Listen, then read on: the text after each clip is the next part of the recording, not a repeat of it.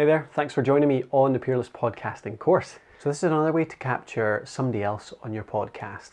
And actually, if you can manage it, I would say it's better, just in my opinion. Very first. Well, actually, it's not the very first. The very first was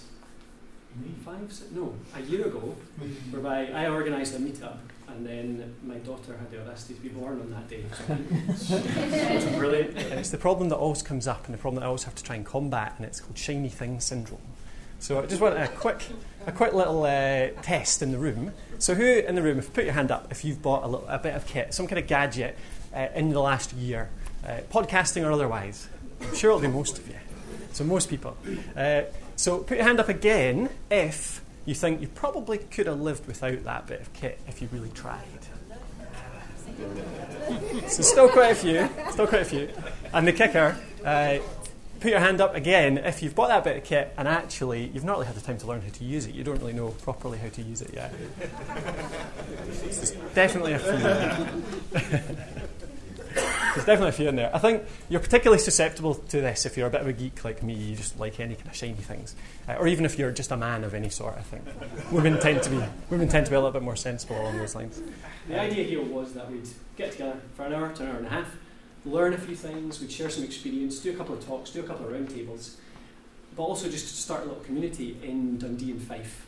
Okay, we're going to start right at the beginning, and that means thinking about what is a podcast. So first off, podcast and podcast episodes. What's the difference there?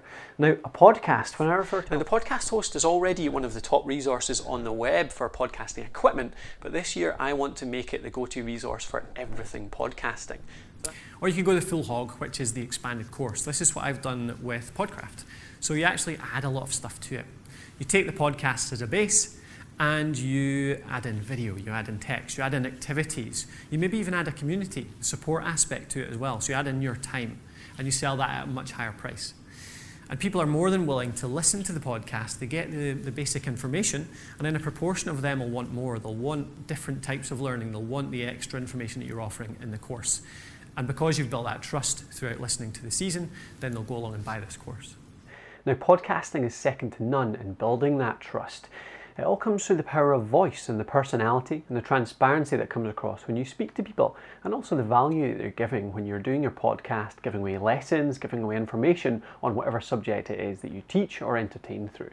Those people who tell me that they're trapped, they feel they've been planning and planning, they've created episode after episode and they're stuck, just unable to release it to the public.